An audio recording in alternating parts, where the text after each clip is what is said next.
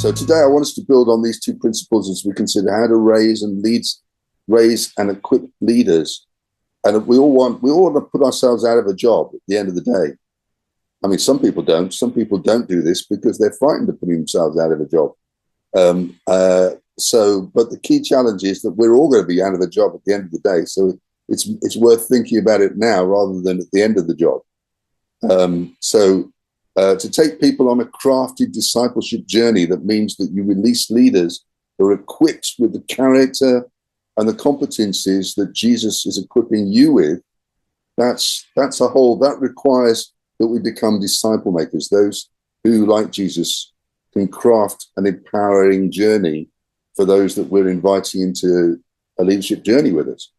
And we need to consider what it is that we're inviting people into. Is it a plug and play volunteer role, or are we giving people an invitation into a journey of personal investment in a genuine relationship? Is it going to be something where they're going to have enough immersion and enough connection with us to actually be able to pick up what it is that Jesus is doing within our lives? Amen. We're kind of like supplemental parents, aren't we? We're spiritual parents in every context that we find ourselves. And so, but being strategic, and Jesus is nothing if not strategic in terms of his time. It's not that he's constantly dealing with interruptions and with people and responding to the person and situations in front of him. But by the same token, he knows where he's going, and he's very intentional about drawing key people around him and giving them the time that they need. So this is our challenge, but it's one of the greatest rewards. If we can get it right, we get to release disciples who are equipped to make disciples. And if we do that, we may actually end up catalyzing a discipling cascade or a mini movement, something that starts to move in a particular direction. And it's not just, it won't just be the sum of our days, it'll be the sum of their days as well. Amen. This is, of course, what is often referred to as a leadership pipeline. So the rate determining step in growth, a missional movement, is our ability to multiply leaders. The only way to do that is through developing a fully functioning leadership pipeline. And we need a way to raise leaders that looks more like Jesus and Paul's way. And thankfully, we have just enough in Scripture to be able to study their ways. We can see Paul's leadership pipeline at work in Acts, chapter 15 to 19. So I'd like to assign that as your homework after this session, maybe over the next month. Can I suggest the coming month you read Acts 15 to 19, asking the question, how did Paul build his leadership pipeline? What did he do that meant that he was repeating what Jesus was doing? So Jesus promises his disciples, look, you will do what I've done and greater things. The processes that Jesus brought his disciples through was one where they didn't just become nicer people. They didn't just become better leaders. They could actually do the same things that he was doing, yeah? So let me ask you this question. What did Jesus do that you would like to do and you would like to teach others to do? Anybody got an answer to that question? I think one brief thought is how Jesus seemed to connect with such a range of people, with outcasts, with people who were lowly, carrying different things. I mean, we all carry stuff, but I don't know. I think I guess I seek to be inspired to be able to deeply connect with people, those perhaps on the fringes, those who might feel forgotten or I guess counted out of I guess belonging to certain things, and that would be amazing if that in our community became a culture, became something that we were all kind of aware of and being intentional about, and I guess asking the Spirit to give us the words to highlight the people, to give us the compassion I think I was literally just reading about Jesus encountering the woman at the well, and sometimes I focus very much on the words that are said in those interactions, but we might only be getting a snippet of that. What, how are those words said, and what's really going on in those interactions? Because people's hearts are changed. People are those are like kind of, sometimes they seem like 180-degree transformations. Mm. And I just kind of, yeah, I guess seeking what was Jesus carrying, and what were the power of his words and his engagement and his compassion in the look in his eyes. Mm. So I think yeah, I'd love to walk more in that way. Yeah. Yeah. Wonderful. I love that, Laurie. How do we begin to carry the compassion of Jesus that is so transformative? Yeah. Anyone else got an answer to this question, or shall I carry on? I think, sorry, I think my connection is a bit bad. Okay. I think for me, a big one is the way that Jesus recognized and was patient with people when they failed. Yeah. So there, it's that, I think, a little bit of that invitation and challenge, isn't it, that you're talking about there, Josh? So the grace that he gives, the unconditional grace, but then also a call and a challenge to live differently. Uh-huh. Yeah. There are people that who do this so well that I know, and it's great to learn from them, from those people who do the challenge. They call the best out of people, and not just prop them up, So, yeah.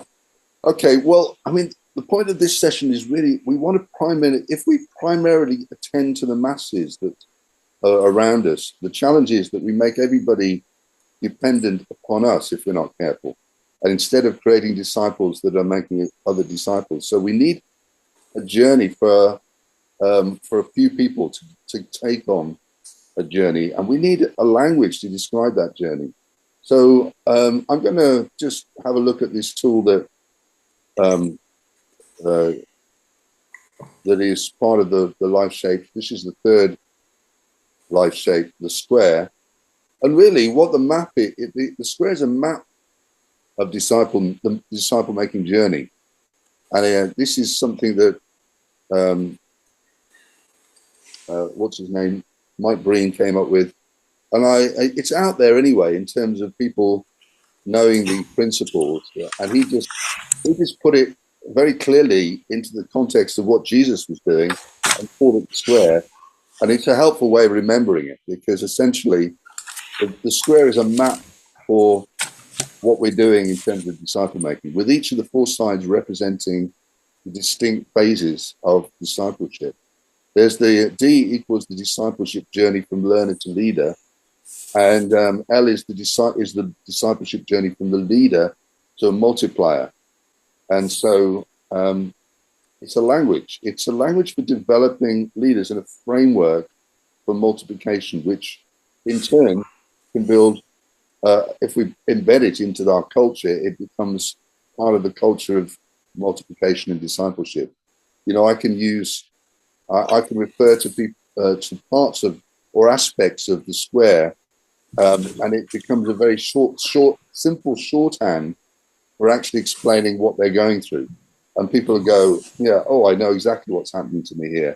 I know what's going on as a leader, or I know what's going on as a disciple. I know what stage in the square I'm at. If I've got a map, yeah? If you've got a map, you've got a point of reference in terms of your journey, your growth. And at the end of the day, the call of Jesus on our lives is to make disciples. And disciples are always producers, always. We're not meant to be consumers only. Everyone is meant to be fruitful. So what was the journey Jesus took his disciples on that took them from consumers to producers? This picture, this is a simple mental image or roadmap of the journey that we're taking people on, so that we can end up, otherwise we can end up being all over the place and not having any kind of journey that is taking people from A to B to C to D. My maxim, remember the maxim, clear is kind. And then the clearer we can be with people, then the kinder we're being to them. The prize, what's the prize of being a disciple? The prize, it really is possible for each of us to start something that has a chance to change and influence our community. It can start to change our city. And as Christianity as a movement, as we know, it's changed the world. However, it comes at a price, and the price is quite often death to self at every step in the journey. It will cost us to make disciples, to be a disciple who makes disciples, because it's the hero's journey. It's the journey of Frodo to Mount Doom. It's the story of Luke Skywalker from lost boy to Jedi Master. It's the journey of all of us who, that we'll go through, usually more than once in our lives, several times, to bring home the greater blessing that God has, both for us and for those around us. And we can draw this journey as a square with each of the four sides representing a distinct phase of discipleship. So D, the discipleship journey from learner to leader, and I'll run through that first. And then L, the discipleship journey from leader to multiplier, and I'll go through that afterwards. So stage one is I do, you watch, isn't it? It's the unconscious incompetence of D1. Disciples are high in terms of their confidence. They have high enthusiasm, but they have low experience and low competence. They don't know what they don't know yet. When we first follow Jesus, we can be full of confidence and enthusiasm, but we just don't know what we don't know. And so there's this journey that we're on, that we're beginning, both as a disciple and as a leader, that we're realizing, gosh, there's so much that I've got to learn here.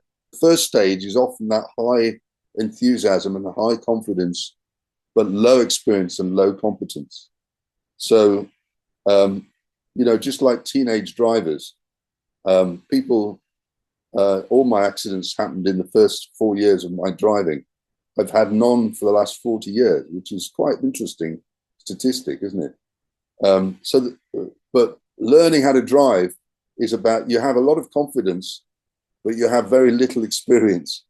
And so you make all your mistakes in the early years, or at least that's often the case. But then once you've learned the mirror signal maneuver, it becomes unconscious competence. Yeah. You shuffle it to a part of your brain which says, I don't need to be consciously competent at these things. I can do them because I can almost do it without thinking. And so that confidence and competence you shift it from being aware of what you're doing to being unaware of what you're doing. And we'll talk about that in a minute. But so the disciples start out on the beaches of Galilee, and they hear Jesus say, follow me and I'll make you fishers of men. And they hitch their wagon to his.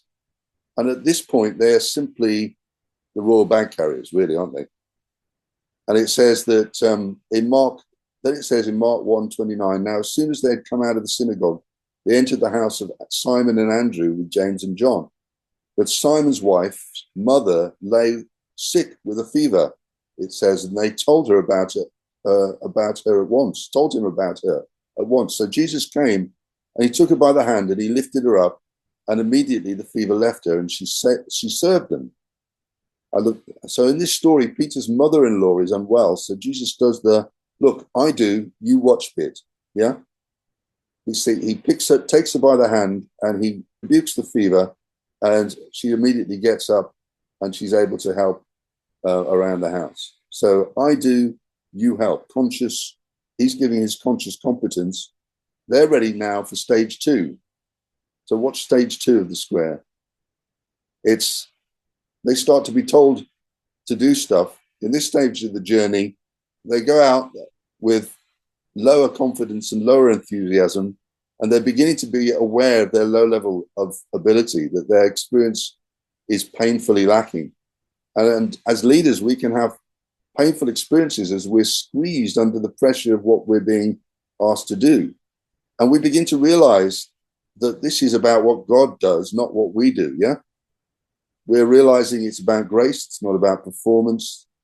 This is where we come face to face with our own sin, our own brokenness. And the temptation for many of us is to jump back to D1, to try and find a new vision, or to jump into someone else's bandwagon. You know, who of us has not been tempted to just hitch our wagon to someone else who's doing a good job, and not do the job that we've been called to do?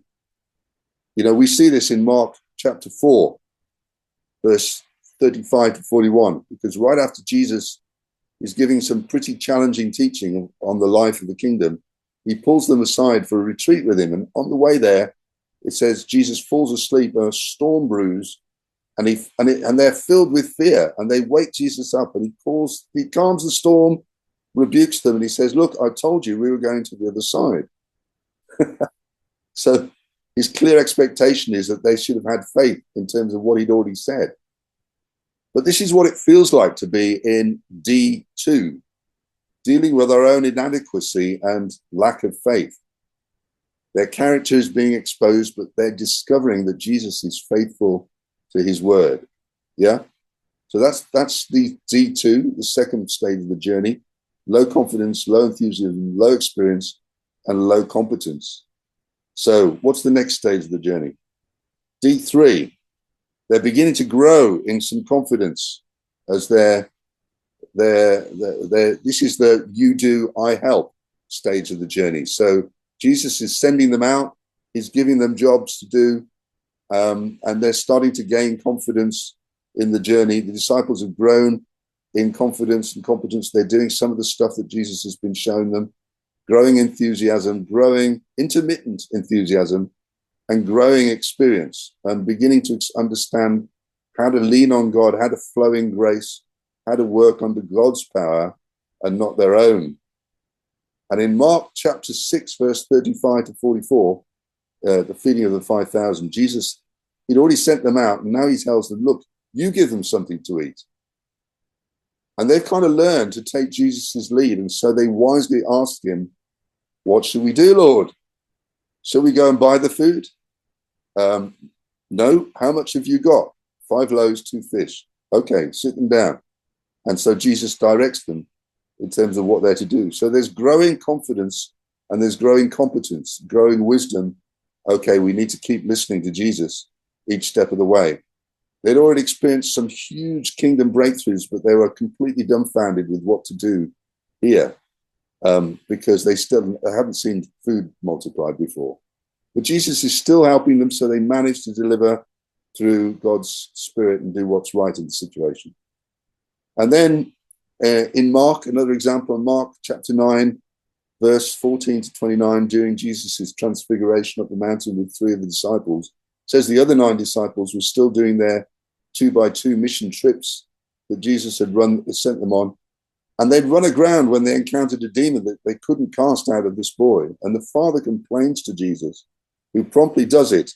And then Jesus gives the disciples a further coaching session. And he says, look, they said, well, why couldn't we drive it out? They asked. This kind, says Jesus, can only come out by prayer and fasting, by implicitly a lifestyle of prayer and fasting. There's a classic reflection coaching step that he takes them through. Why couldn't you do it? Here's the reason. Look, you need to have a lifestyle where you're listening and leaning in to the Holy Spirit, and in that place you'll have the authority and the wisdom in knowing how to cast out this demon. Demons are tricky, can't they? Can be very tricky, can't they? I remember, just as an aside, being in a large Ichthus celebration one time, trying to cast out this demon at the end of a service. You know, there was this guy who was completely bound by something or other, and we were praying for him, and we were getting absolutely nowhere. And then the caretaker shouted out, because he was fed up with us still hanging around the building, and he said, right, everyone out. And this demon left the guy, and we were we were shocked, me and my friend who were trying to pray for this person. This demon left the guy on the authority of the word of the caretaker of the school that we were meeting in. He obviously knew who was carrying authority in that place. But the whole lesson for us was, you've got to speak with authority. You've got to know that you know what you're doing. You've got to have confidence in the authority that you're standing in. And then, so where are we on the square? Let's go to the next stage. D3. This is the end in sight. This is, okay, you're a disciple. There's high enthusiasm, high experience, high confidence, and high competence. And high levels of enthusiasm, high degrees of experience. And so in Matthew 28, verse 18 to 20, Jesus says, go and make disciples, doesn't he? He sends them and gives them that final commission.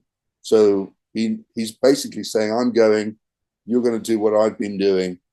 And Peter and John go to the temple in Acts 3 and they heal the lame man. And he gets up and he walks. They say, get up and walk. And he does, because they're mature and they're competent disciples in that moment. So Jesus has used this journey and this intentional process to train his disciples and to raise them up to be missional leaders. But what did his leadership look like through the journey? Well, we've already looked at the journey from disciple to leader, but let's look at it from the lens of the leader. So L1, leaders are, what are they doing? What's an L1 leader doing?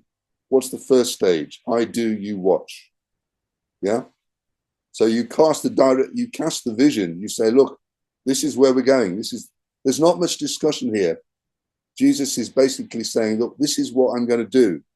And I want you to help. You can come along. But, you're here at this stage. I want you to watch what I'm doing. And so he's giving them something to imitate. So there's high direction, high example, low consensus, low explanation. Jesus is just casting a vision. So in our initial leadership and call to disciples, we're not saying this is going to be a democratic thing. We're saying, come and follow me and I will make you fishers of men. What we're saying to people in so many words is, if you will let me, I will invest into you over a period of time, and you will do the things that I've been doing. You'll become you'll gain the confidences and the competencies that I've got.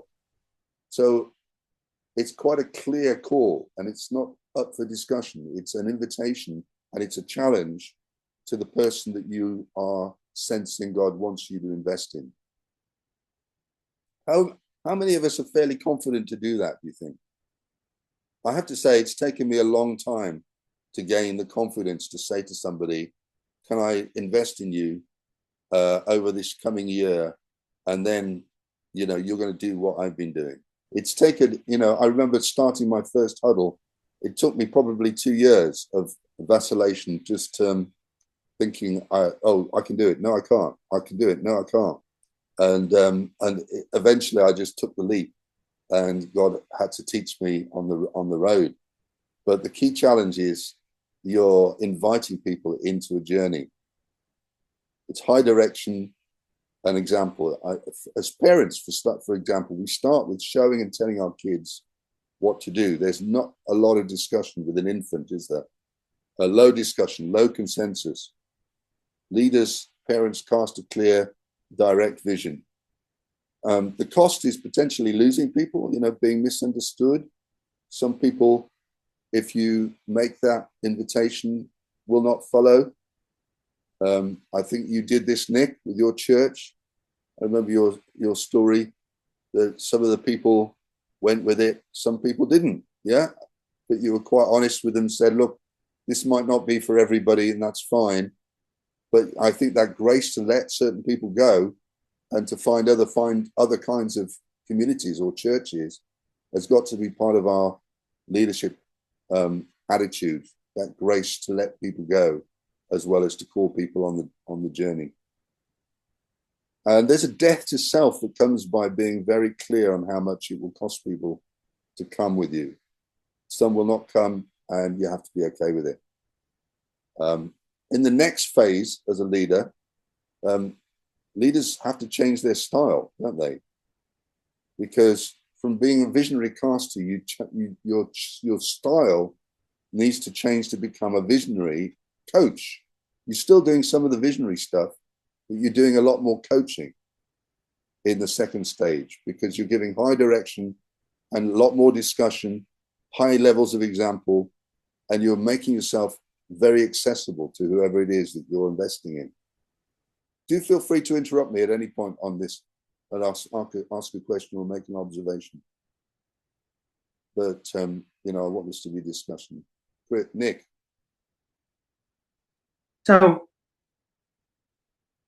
I get where this is coming from, but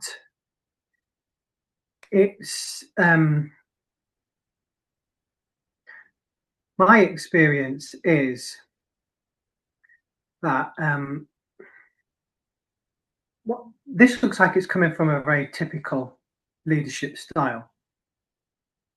So a very typical church leadership style. But what I've discovered is that when you encourage people to discern together, when you take the opportunity to discern together what God is saying, you don't need high direction. No, that's right. And you don't need that high example. No. You don't actually need to be the visionary. So you're not the leader in a sense, you become the curator. Yeah. And I think to me, that's a much healthier position. That's been part of my story. Yeah. Is that rather than trying to be the visionary, and there is a visionary aspect to what I've done, but you know, and there are times when you do need to move people forward. But if you've taken the time to walk a journey together, so in a sense, you know, this model appears to me to be based on top-down leadership, a leadership style, although it's trying not to be top-down. But actually, there's a bottom-up leadership that says, let's discern together what God is saying. And when you do that, then you don't need the high direction, the high example. It's actually becomes experimentation and discovery together. Yeah, no, I think you're emphasizing the relational dynamic of it, Nick, which is absolutely right. I mean, you've got to have a high level of connection with anybody that you're taking on this journey. That means that you are not giving them direction in terms of what God's saying to them. You're not doing that. That's not that's the circle, isn't it? You're eliciting, as you say, what God's saying to them, and what are they? Yeah, you're not taking them on the journey, are you? You're accompanying them on the journey. Yes. I think that's a really important, you know, distinction to make. That's at the very core, I think, of what I'm saying. Yeah.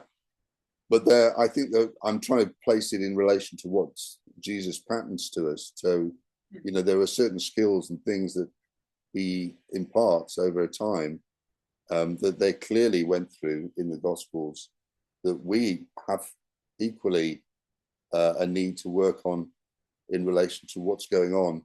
And I think for me, the realization that there are stages to growth in terms of the journey that when we hit that wall, where we know that if we're trying to do stuff in our own strength, that there is not going to be that fruit that God gives when we lean into him. So that that D2, that experience of where the disciples came to Jesus and said, why couldn't we do this? That's always going to be part of our journey with disciple making. And I think that there are going to be moments where we need to know that we're taking people through the valley of the shadow of despair. That there's going to be those moments where people will say, why hasn't God done this? You know?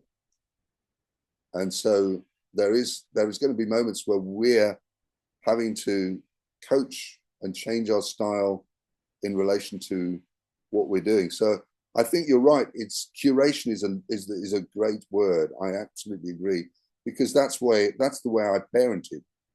You know, I curated my kids. I didn't tell them what to do in every moment, in every situation. There were moments, obviously, when they're infants, they need to be told, don't do this, don't go near the fire, etc. There are boundaries that you set, and they're not up for discussion. You know, don't, you know, make sure you stop at the road to cross it. Don't go running out in the traffic, etc. These certain things are not up for discussion, because you know that they don't know. You know what they don't know, but they don't know it yet. So curating, I think, is a great word for it. But I hear what you say. I think there's it could come across as this is a top-down leadership style, but essentially, disciple making is like parenting, and I think from that point of view, this is where we're trying to get to the process of how do we take people on a journey that means that they know that they're being invested in intentionally. I'm not sure many of us have experienced people saying to us, I want to invest in you intentionally. Let me just have a show of hands. How many of us have had that experience fairly early on as followers, as leaders? I was blessed with that, to be honest. I did have someone who said, I want to invest in you. And from that point of view, it's given me a compassion for leaders and for people who haven't, for anyone really, who hasn't really had somebody say, I want to give you time, I want to invest in you. I think there is something powerful in this relationship that means that we're not saying, we can't do this with everybody in our church. We can only do it with a handful, you know, with a 3 and with a 12. And so I'm going to get to that in a minute, but how do we prioritize the few? Who are the few? You know, Jesus spent all night praying before he went out and he chose his disciples. But there's something of a high call and a high bar of an invitation and challenge that we're called into. That is it is that space and place of being drawn into an opportunity to draw close to Christ and to learn from him. And everybody has that opportunity, but we have to know what Jesus was doing in modeling the 3 and the 12 in order to see the church grow. There's something to do with, I'm still learning about this. And if you've got insights, please do share them, because I think that the key challenge is how do we do this in a way that generates a family texture, as we've emphasized in earlier sessions. It's the texture of family, isn't it, that generates that constant sense of safety in the journey. That sense of it. We're not in a CEO top-down organization here. We're in a family that's learning together. Phil, can I ask a question? Yeah. Which is, you may be covering this later, but in terms of offering to invest in people, how much are you offering to invest in people, or how much are people asking you to invest in them? Yeah, good question. Yeah. I mean, I have got people that come to me and ask me to invest in them, and I've gone to others and asked them to invest in me. So it doesn't preclude that part of the conversation or that approach. And if people come to us, then, you know, we got that place. It's a lovely place to be in, isn't it? If people are saying, please, can you invest in me? And because I want to learn and I want to grow, then that's such a privilege. That doesn't happen very often, I don't think, but it does happen. And when it does happen, yeah, it's a great thing. But you still need to pray. I don't think it circumvents the need for us to go through a discernment process with regard to that person. You know, am I the right person to invest in this person? Is someone else much better suited for them? You know, what is it they're asking for? So we've got to go through the discernment process nonetheless. Nick. Yeah, I think the best thing that you can invest in somebody is to model and teach them how to discern what God is saying for themselves. Yeah, this is all about discernment. Yeah. Yeah, the whole journey is one of discernment. And so if you're modeling that discernment in relation to how you respond to their request, then you're doing the job anyway, aren't you? Well, that's right. And they're not looking to easy solutions and copying what your leader did because that's what your leader did and it worked, so therefore it works for me. Yeah. Actually, we're pointing them to the Holy Spirit as as the main actor in our walk, that actually says, every good thing comes from God. Good things don't come from copying your leader. Good things come from seeing where God is at work and hearing his invitation to join him. Yeah. Yes. But that doesn't preclude us from modeling that, obviously. No, absolutely. But it's the process, isn't it, that we model rather than the end result. Yeah. Well, I mean, what is it Jesus says in Luke 12? Don't worry, little flock, my Father is pleased to give you the kingdom. Jesus is, in his coaching, he's reassuring them, but he's still challenging them to pursue the kingdom. So there's still this challenge coming with the invitation. There's this high direction, high example, high discussion and accessibility. He's asking them, do you understand, says Jesus in Matthew 13. He's making time to get alongside people and he's holding them accountable for what he's teaching them. Because there's a twin danger when we set out to make disciples. There's the danger of indulging the person and not bringing any challenge or any invitation to them and letting them off the hook lightly, in relation to you're giving them your best, but you're not actually calling them to step up themselves. The other danger is that we indulge ourselves by not spending the time and by bringing quick fixes instead of working out the deep issues that people bring to us. And so there's those two dangers: indulging ourselves or indulging the other person. And that's where the death to self comes, as we have to spend lots of time with people, just like a parent, and our schedule is not entirely our own. Once you start to invite people onto this journey, it begins to be quite challenging. Anyway, let me carry on with this round the square. So stage 3, you do, I help. So, I mean, this is a classic, the you do, I help bit and the I do, you watch are common things out there, as you've rightly pointed out, Nick. But what we're doing them is in the spirit of Jesus. We're taking people on this journey and saying, okay, how do we do this as family? How do we discern together the next step? And so the change in his style becomes one of much more consensus, lower direction, high example, but low example, but high explanation. So Jesus is explaining everything that he's doing, and he's helping them to understand. And then he changes the nature of the discussion, doesn't he? In John 15, he says, I no longer call you servants, because a servant does not know his master's business. Instead, I've called you friends. For everything that I've learned from my Father, I have made known to you. I now call you friends. Friendship with Jesus is not something that can be assumed or presumed. And that might sound contentious, but neither can our friendship be presumed upon. My friendship can't be presumed upon.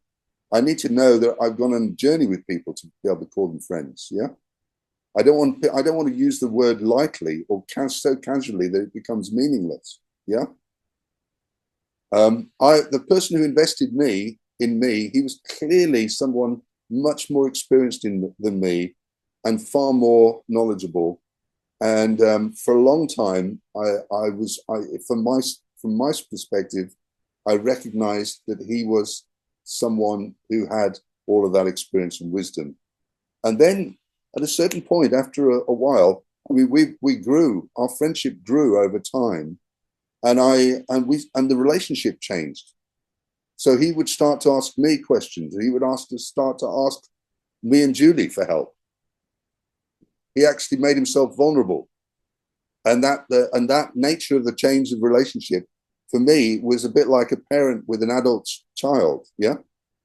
So the parent becomes vulnerable to the child over time.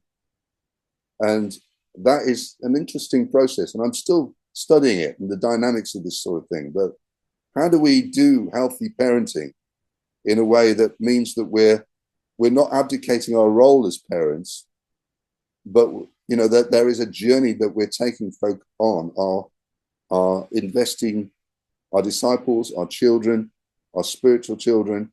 That means that we grow from becoming, Lord and Master is a bit strong for us. That's not who we are. But clearly that's how they saw Jesus. But this is how I saw my friend who was investing in me. And in that process, I became his peer over many years, over a number of years. I realized that I was now being treated by him as a peer. And this is where you get to in the L3 style of leadership. You start to change things, and everything changes to the point where leadership is all about you do, I watch, or I leave. You do it, I step out, I exit stage right, which is again what Jesus does, doesn't it? In John, he says quite clearly, "Time for me to go, and in a little while you'll see me no longer, and then you'll see me, but I'm going ahead to prepare a place for you." He's preparing them for his departure, and that process is an important part of the discipleship journey. I think Jesus, when he says he doesn't just say I'm the truth, but he says I'm the way. And I think everything that we see and we witness about what Jesus models to us in the Gospels is the way that we are called to live and to be in relation to others. There's something foundational into that. And again, it's a parenting role, it's a leadership role. And the challenge for us is removing from it the consumer and the corporate mindsets and spirit and attitudes of leadership of the world. Jesus, at every point of the way, he's challenging what a leader looks like. He's saying, look, those who are greatest amongst you must be the least, must be the servant of all, must be the person that washes their feet. And he gets off, and right towards the end of his journey, his discipleship journey, he gets down and he washes their feet. And they still haven't got it. They still haven't quite grasped it, have they? They're still wrestling with this notion of who is greater and the jobs that should be done by the greater and the lesser in relation to what's going on here. And so there's this constant confronting of the spiritual assumptions and powers and the precognitive way in which culture shapes us, and we're constantly having to divest ourselves of the world's way of thinking and lead out of this servant mindset. Anyway, so I strongly believe in leadership, but I believe in servant leadership. Whatever it is that you need to give people opportunities. We need to be willing to sacrifice the excellence that we might have in our minds in order in some areas for the sake of development. This is learning by immersion, isn't it? The process that we looked at, I think, in one of the earlier sessions. We need to get to that place in L4 where Jesus simply says, "Go and make disciples." And there's low example, there's low direction, there's high consensus, there's explanation. This gospel of the kingdom must be preached to the ends of the earth, and then the end shall come. And L4 is knowing it's time to go and actually letting go, which, like each stage of the square, is actually harder for some than for others. How many of you are more comfortable in one of these styles of leadership than, you can identify that you're good at one style? What would be your natural go-to style in these 4 stages? Well, possibly the first stage, L1, would be a more natural style for me.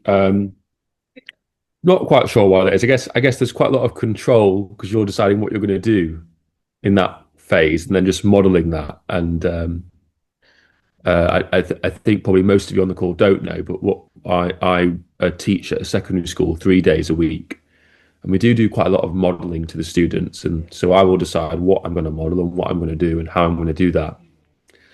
But what I sometimes find a bit more difficult, because it's a bit more messy and you really have to dive in and have that, I guess, trusting relationship, is perhaps piecing something together with a student or another individual, where you're doing a lot of kind of trial and error, little bits and bobs, more in perhaps L2 and L3. I suppose it's kind of relinquishing control and embracing a bit of the mess and the things that go right and the things that go wrong, I suppose, that I might find a little bit challenging. Yeah. I think getting around each corner of the square is where I see leaders default at different places in the square. And they, people get nervous and then they default back to their comfort style, their comfort zone, and they cast a new vision, and they go back into control, as you say, Laurie. And I've seen that time and again, is that, this isn't working, I need a new vision to cast. And so that's a complete disaster, isn't it? Because if we don't let people move and call people into something and give them a challenge, and a vehicle and a space together with them, obviously it's all to jointly discern, but you are having to build and not and to recognize when to take what stage of the square people are at in relation to their D journey, their discipleship journey, that they need in relation to what it is that you've got. And so there's this maturity, this relationship that is a dance that has to go on in relation to how do we become spiritual adults? How do we grow people into spiritual adults? We need to give them responsibilities, and death to self comes as we let go of what we started, or as you let your kids move out of the house, or whatever it is. You've done your job. Hopefully you raised mature individuals, and for the next round, and now you're going into the next round of disciple making, because your house is free, and you've got space to do something new, hopefully. I mean, Jesus had 3 years. We hopefully have a few more years than him, so we probably get a few more goes around the circle of disciple making. But I think that's probably God's grace if that happens. But I'm seeing it happen. We've done it, there are areas where I've thought I did not such a good job, or I did it. That was something I can learn from. I'd like to raise the bar in terms of how well I'm investing in people every time I have a go at it.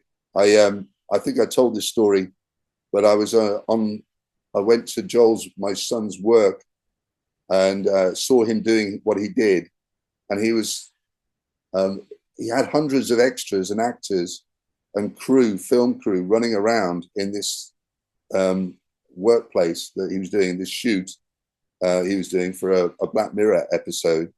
And I asked him, I said to Joel, where did you learn to do all of this? How do you know how to draw on the strengths and deal with the brokenness of some of these actors, and some of the demand their rights and expect to be treated in particular ways, and he's able to level it all out and get everybody to bring their best to the process that's going on there.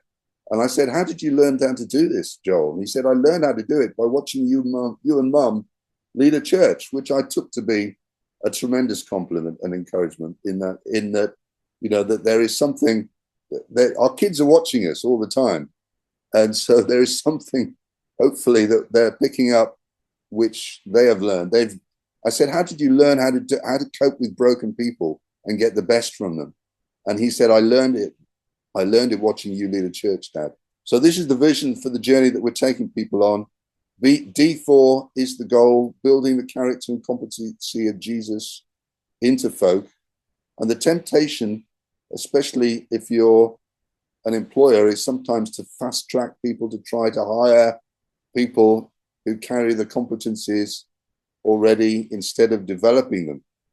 You know, I've always said as a church, we want to grow our own leaders. We don't want to buy them in. We're not about hiring in people to do the stuff. We want to grow our own youth leaders. We want to grow our own worship. If it's that kind of context that we're worshiping and developing people in, then we want to do it. We don't want to outsource it. We want to do the discipleship process in terms of who we are and what we are about.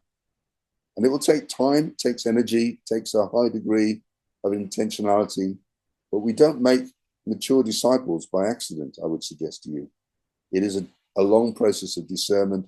We don't raise our kids, well, sometimes we do raise them by accident, it must be said. But there is a high level of intentionality, isn't there, required? We've got to lay our own lives down for them to make this journey. And they'll need opportunity and investment. You know, I had no idea how self-centered I was until I tried to raise my game in terms of discipleship. This process tends to reveal how to us our personal brokenness and transformation that must precede and undergird anything that we're doing in terms of broader leadership. But if you will attend to it, resisting the temptation to cut the corners, to just to go for the efficient shortcut, you will see people responding and changing, and it will take, it'll take your breath away at times. I think it will. How many of us have seen people transformed over a period of time and gone, gosh, what did I learn about that journey? What's the most profound journey lesson that you've learned in terms of seeing someone changed? Anybody got a story there? Paul? Yes. A small example, but it excites me. There's a chap who's been part of our fellowship. He dips in, he dips out. He was part of our open house ministry. When he first came, I would say he was a very self-centered person, very much socially awkward. But I think for me, the real high point was when he was around our dinner table and he described to me how he'd helped a woman with her shopping, and he'd carried it I took it all the way home to her and helped her with it. And I thought that just would have never happened like 2 years before. And to me, that those are the sorts of things when you see that sort of change. And then there's another lady who's a member of our congregation who's now at the core of our spiritual team. And she had Carol asked her, when she first came to church, she asked if she would go on the coffee rotor, and she just blew her top. She was being asked to do something. And now she's right at the heart. So you've seen that sort of journey. It's just wonderful. Wow, that's great. I love that. Yeah, I just want to learn. I'm here because I want to kind of pick out what it was that worked out of that, and sort of like do more of it. Really. Yeah. Great reflection. Yeah, I mean, to see people. I remember. One lesson of which I don't know why it stuck in my mind in terms of this example of the square, was that one woman who was an Asian lady who was part of the well, who journeyed with us for a while, and they started doing welcome meals for people who were new in the well, and I would go around to their place and watch what they were doing, and she would not just cook for them, but she would teach them how to cook dumplings, and I loved that. I watched her get these new people who are just fresh through the door, not just experiencing hospitality, but experiencing the call to make dumplings for the first time in their lives. And they and I remember her looking across the kitchen at me one time when someone was just putting in a dumpling and it was sizzling away. And she went, doing the square, Phil. And I said, yeah, you certainly are. Because she was passing on her skill, her unconscious competence, her conscious ability to do hospitality, she was teaching and imparting into this this newcomer's life right through as they were first through the door. And I love that. You know, that's the sort of thing that I'm talking about here. There's that if you can embed this understanding into people's vocabulary, then it becomes a very simple way alongside the circle of understanding the discernment process of journeying in relation to investment. This is the support and the challenge matrix, which is based on Psalm 23, is that we need to take people on this journey of from D1, being comfortable and enthusiastic, to D4, which is empowered and able to make disciples themselves. So there is this journey that we're going to take people on. And in fact, they will go through this D2 valley of discouragement and stress culture. So Psalm 23 is, you know, they'll walk through the valley of the shadow of death, yet will I not fear. Thy rod and thy staff comfort me. That confidence comes of the presence of God is when we walk through discouragement and distress with them, isn't it? When we go through the journey of the valley of the shadow of death, then they come out the other side in order to get to D4. And we can't bypass this in terms of discipleship.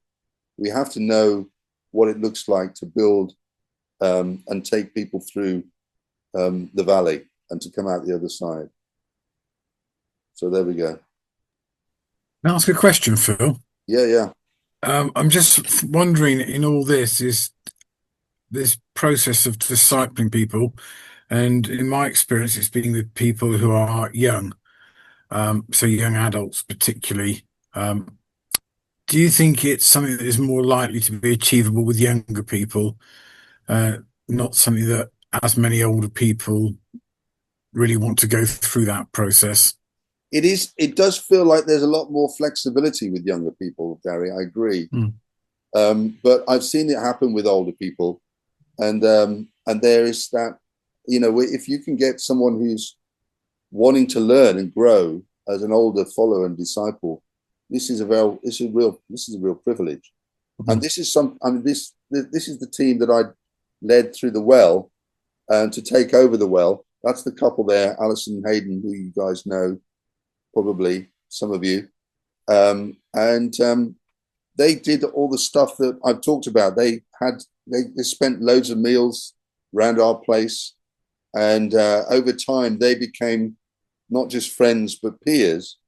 And it became clear that it was time to move out, move stage right, and let them pick up the reins in relation to what was happening at the well. So that's what happened. But other leaders, not so much. You know, other leaders who are older and more set in their ways, like you say, Gary, it can be challenging. And so this is part of the discernment process. How do we take people or invite people with enough challenge when they're older, but to know that we'll journey with them, we will be friends.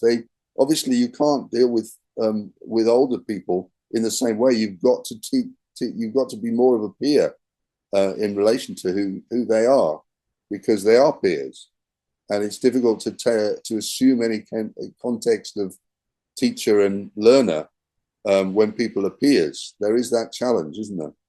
So you've got to deal with it with great humility. That's the challenge. But this is the journey of the leadership pipeline that we're on. And so let me just give you this little diagram. What we're seeking to do is to choose people, and I have a filter here of 7 C's actually. There's only 5 of them here, but they're character, charisma, commitment, competence, chemistry. I've also added to that capacity. You know, what's people's capacity in terms of the season of life that they're in relation to me calling them into this journey. There's always a process of trying to discern who is in that place where they're really wanting to step up Calling is another one there. Are people called to lead with you? So I always put anybody who's a contender for a particular leadership role through this leadership filter in my mind. It's always there in the background. What's their commitment? What's their competence? What are they bringing? What's their charisma? What's their gift? What's their character? Obviously, majorly important. And what's their, are they called, and is there capacity in their life in this season of their life? A leadership pipeline. This is basically a pipeline: recruit, train, deploy, review. So we need to call people into positions of the journey, doing the journey with us. We need to give them the tools, which is some of the tools that we talked about: the square, the circle, the triangle, the up in and out triangle, and the semicircle. And we need to then deploy them, and they need a vehicle. They need something to lead, don't they? If they're going to do the journey of calling others into discipleship, they need a vehicle in which to do that. So that could be, it depends on your leadership in your structures, in your church, what you've got, but it could be a small group, it could be a missional community, it could be a micro church, it could be a huddle. If you're leading people and you've got them in a huddle, one of the first things I always do is say the whole purpose of huddle is to become leaders of huddles. The whole purpose of discipleship is to do it with someone else. So whatever you're doing, you're wanting to multiply it and reproduce it. And so we're taking people through that innovation, that information, imitation, innovation triangle. So they need to know that this is the journey that they're on. A friend of mine who's been a church leader for many years, a black majority church leader, said, he looked at this triangle, he said, well, that's where I've been going wrong, he says, because I go straight from information to innovation. I read a book, I go to a conference, and I learn something, and I immediately I turn it into a sermon. I preach it within the next fortnight or the next week, and those processes of getting people to realize that spiritual formation is about having a little bit of good information and then having something to imitate, and then going from imitation to innovation. So the triangle goes that way around. It never goes from information to innovation. If we do that, people will immediately start to grapple with things and not know where they are. They'll start to lose the plot. So people need something to imitate. The need for people to see what it is in order for them to do it. People need to see it in order to do it, don't they? People need an example. They need somebody that they can imitate. I know that the best ways in which I've learned over the years is by watching and then doing the thing that the person has done after them.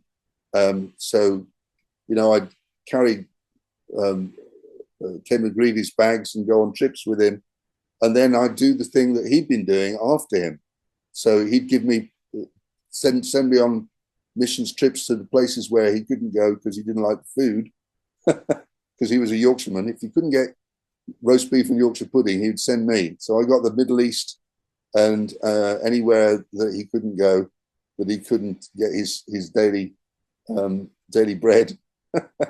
And I got those gigs. So I used to do exactly what I saw Ken doing. So I had a model, I had something that I was reproducing. I was able to imitate what he was doing. And out of that imitation came moments of innovation, moments where that person, that moment where I started to do things that I hadn't seen others do, but then the Holy Spirit was leading me into them. Well, I'd innovate how I presented certain things and materials. So I'd do stuff and get people to do it. I've since learned that this is what Jackie Pullinger does. She just points at people and says, okay, you speak in tongues and you give the interpretation. She puts people on the spot. She's somebody who has got she's as bold as brass, and she just gets people to do certain things in a particular way. And I started to do that, not knowing anything about having ever seen anybody else do it before, but it worked. And God used those moments to kickstart spiritual gifts with people in a very interesting way. So there are moments when God gives us innovation, and I know some of us are more innovative than others, but for the most part, people need to see something in order to be able to imitate it. So that's just simply part of the leadership pipeline that we need to recognize. People need, we recruit them, we give them enough access in order for them to be able to imitate, and then we deploy them into a vehicle, whether it's a missional community or a micro church or whatever vehicle it is, and then we review. We get back together. This is what Jesus did, isn't it? His disciples came back. They reported what they'd seen happen. They debriefed, and Jesus rejoiced with them. Said, "I saw Satan fall like lightning, because of what you had done. You guys are now doing what I've been teaching you to do. You have become fishers of men. You are ready. I am ready. I can now exit stage right," as he begins to start to prepare them for. So recruit, train, having a bit of a leadership engine of, the circle, the triangle, the semicircle, the square, whatever all you're chosen. You don't need to use these vehicles or these particular languages, but we do need a language that generates the culture that we're after. So whatever it may be, maybe you can, if you've got another language, I'd really like to hear it, because I'm always interested in hearing how people are shaping culture through the language that they're using. Has anybody got a particular language or tool that they're using that might fit into that leadership engine that we're looking at here?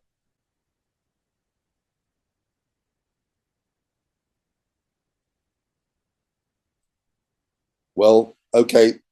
In which case, I can do the worst that I can do is recommend the life shapes as a means of doing this. But for me, it's certainly proving useful and fruitful. I'm seeing people take steps into maturity and into competence and confidence over a period of time, to the degree that I haven't seen prior to using these tools. So I do commend them to you.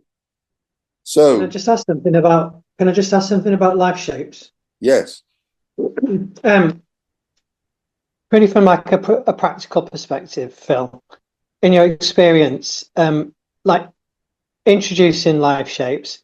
So I'm thinking in my context, which is relational, as we've already said, to then, like, how would you go about introducing a life shape? Because in a sense, for me, I think this is what you're saying, is that the life shape then becomes this vehicle that you then interpret, and you interpret in your own context and culture.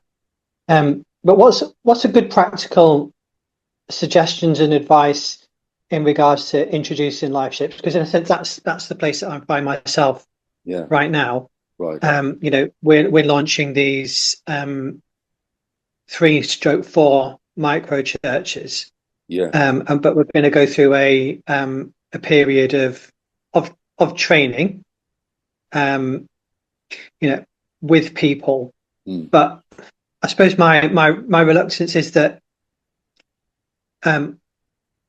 I like the life shapes, and I can see huge benefits of it, but in a sense it speaks a language that we don't. So I'm just wondering what kind of practical advice you have there for me. When you say it speaks a language you don't, as in, I think that the key for me is that I've changed the life shapes on a number of occasions to suit different environments. Okay. So I've used it with non-Christians. So I've just changed the words that I use in relation to describing what's going on. So, for instance, I don't use the word kairos moments. I use the word aha moments. Okay. So you can doctor them because you're saying the same thing. You can take the Greek out of it, that's for sure. You can degrease it. Yeah. I suppose it's not really, it's not necessarily just the language. It's how you go about then introducing the life shapes, because in a sense it's quite a it's not a natural. Yeah. It's not a natural thing, isn't it? Hey, by the way, I've got this life shape. Well, no, I mean, how do you go about introducing what is a fairly odd concept?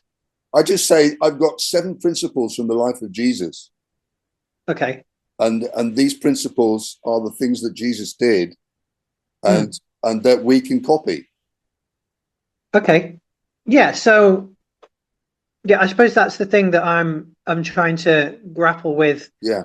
What I was hoping to grapple with today, and maybe God wanted me to leave it till tomorrow till we've had this discussion. But practical advice about how to then, and what life shape to start with, and how quickly to introduce them. Yeah, these are great questions, Nick, and are really important. I think from I remember Mike Breen always said, "Don't teach life shapes as a series." I've broken that. I have to say I've broken that rule, because I teach it in terms of the my Oikos series, which became my introduction to the well. And so I would teach 8 sessions, and I would just introduce each one as a principle from the life of Jesus. And I'd teach it very simply, just 10 minutes of because you can teach each one of them within 5 minutes, 5 or 10 minutes, even less than that.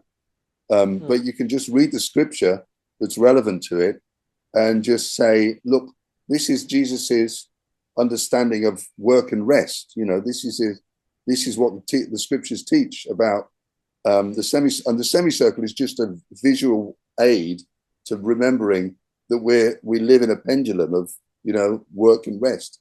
And if we push the needle too far one way or the other, we get into lack of health, and we break ourselves. We don't, it doesn't break us. We break ourselves on it, and that's the purpose, and that's the benefit of having a Sabbath rhythm. And so that's the introduction to it, and then you can go as deep as you like in terms of the scriptures, yeah. But what I find with each of the life shapes is that it's a very simple window to introduce a principle that then you can go as deep as you like in terms of scripture, or as deep as people can handle in relation to the scriptures. Okay. It's really interesting what you said about not teaching it as a series. That's very useful. Yeah. No. In that they're tools rather than. Yeah. Tools. Yeah, tools. Yeah, they're tools rather than teaching series.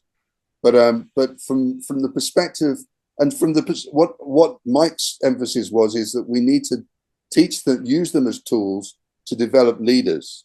So he's saying we don't give this to everybody. We give this to the people, the key people who are leading out in our context. And so in the context of a huddle, a huddle is basically a leader with a group of peers or people that they're inputting. Jesus obviously had 12. We're not Jesus, so I tend to think 8 is about the maximum that I like to have in a huddle. That's about as many as I can cope with most of the time in one space, to be able to give people the due attention that they deserve, because I can't quite do it like Jesus did. That's for sure. But then what we're seeking to develop is a cascade where they then develop their own little group. They invite people in. Several months into the huddle process, they start their own huddle with their leaders in their particular community. And then they invest in them using these tools. But they need to see it work in relation to be able to then reproduce it. That's the key challenge. So the first huddle is always absolutely key. And it sets the template, and it sets the bar in terms of the discernment journey, the process of not being directional, of helping people eliciting from people a chorus that is genuinely theirs, and then them processing that and making decisions that say, yeah, next time we meet, ask me this. Yeah. So they come up with the accountability questions that are part of the journey of Huddle. And I'll talk more about Huddle as we go through this series, but it's difficult to teach Huddle without actually just being in one. And to be fair, this size of group is almost the size that we could be a Huddle in relation to what we're doing here. But that's not really what I'm trying to do through the material. I'm trying to give you material that is much more broad than just a Huddle. So it's not quite a Huddle. I don't want to confuse what we're doing here. So, but some aspects of what we're doing are Huddle-like, because we're asking, what's your kairos? What's from week to week? What is it God's saying to you? What have you done about it?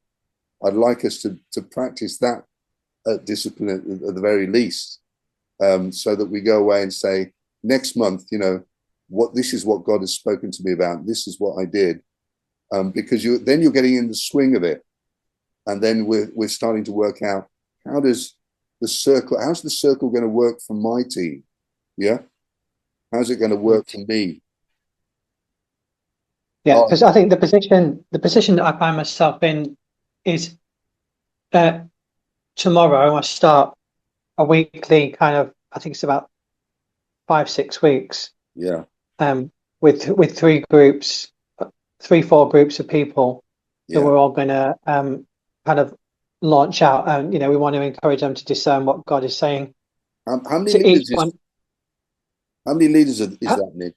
How many people are you talking about? Well, I'm talking about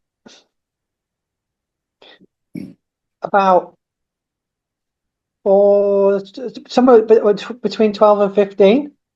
Okay, and they're all but with a specific leader for each group. Yeah. So in a sense, we're we're envisioning them, but I want to talk about some basic principles, and I can see how life will be useful. But it was very helpful for you to say Life Shapes is not a series. Yeah. But I'm just wondering, in a sense, I find myself under pressure in that tomorrow I've got them coming. I'm just wondering what a good place to start is. I mean, there's no harm in teaching them the circle, to be honest, and saying, look, this is the circle or the triangle, up, out, and in. Your choice. I tend to always start with the circle, because the first thing that I'm wanting leaders to learn is how to hear and identify the kingdom breaking into their life. So, how are they identifying their kairos moments? Are they noticing them? And the practice of noticing a kairos moment is the discipline, to be honest. That's the first thing. How do we notice when God is getting our attention? And then what's the next step? Once we know that God is getting our attention, what do we do with that? And that's the journey of the circle, isn't it? So I think that, to be honest, is always helpful to kick off with in any leadership group, because then you've got a non-directional dynamic of them practicing, listening, and doing. Okay, no, that's really useful. Thank you. And so I've just jumped a few slides here, because I'm just aware we've gone over time. We're going to need to land this in the next couple of minutes or so. But the key challenge of leading, so you've got 14 people and you've got leaders of each of those groups, Nick. So the key challenge is, are the leaders of those groups able to spend time in a separate space where you invest in them and lead them and teach them some of this, so that they can teach it and disseminate it in their groups at a later point. And I think this is part of the challenge of what Jesus did. So I'm just going to land that there, and we'll pick it up at the beginning of the next session, is that he used the spaces very wisely and strategically. He used the 12, the relationship that he had with the 12, and all of the time that he had with them, to teach them the things that he was wanting to teach to the crowds. and that he wanted them to get to grips with in relation to their lifestyle and the journey of transformation that they needed to go on in order for them to then start to do the same thing with others. And it's this multiplication by strategic investment, which is the key, I would suggest, to building a discipling culture. And so this bell curve is basically the skills, numbers people. So numbers and skills bell curve. There are leaders that we have, that we identify, who are definitely people who naturally lead in their context. They've got something. They're drawing people around them. They've got some initiative. Those are the people that we really want to identify as our first huddle. Yeah. So as well as all the character, all the C's that I identified earlier on, we need to know who are the L50, who are the L10, L20, L30 leaders, who are the people who naturally lead certain numbers of people, because those are Jesus kind of prayed all night, identified 12 people from within his simple relational network that he had. Some of them were relatives, people most of the disciples knew Jesus before he called them, so he had some relationship with them. But for us, it is that discernment is who are the strategic 3, the close 3 and the close 12 that we're going to call into this journey. So I'm going to land it there.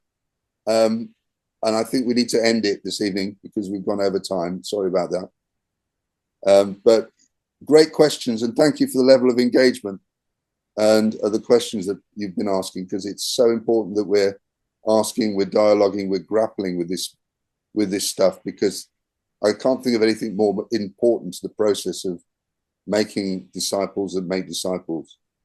So well done. Do you want to pray for us, Nick? You've been very engaged this evening, so finish off and just pray for each other on this journey. Sure. Yeah. So, Father, I want to thank you for this evening.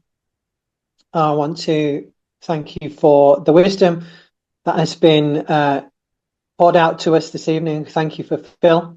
Thank you that even though he's been under the weather, you've given him the grace and the strength to be able to do this evening. Father, I pray that as these seeds of wisdom have been sown into our lives, that they would find good soil. And Father, I pray that for each one of us, that each of those seeds would find that good soil, that you would speak very deeply to us, and that it would cause us to journey with you, to really hear from you about how each one of those seeds finds root and fruitfulness in our own lives, in our own contexts. So we hand ourselves once more over to you again. I pray that in this we would become more like you. We would become the leaders that you want us to become. And that in turn we would see the multiplication of leaders like the leaders that you want them to be. Amen. Amen. Amen. Thank you, friends. Have a great month. I'll see you all in different spaces over this coming month. Well done. Have a great month. I'll be praying and tracking with you. Thank you. Bless you. Thank you. God bless. Bless. Thank you, everyone.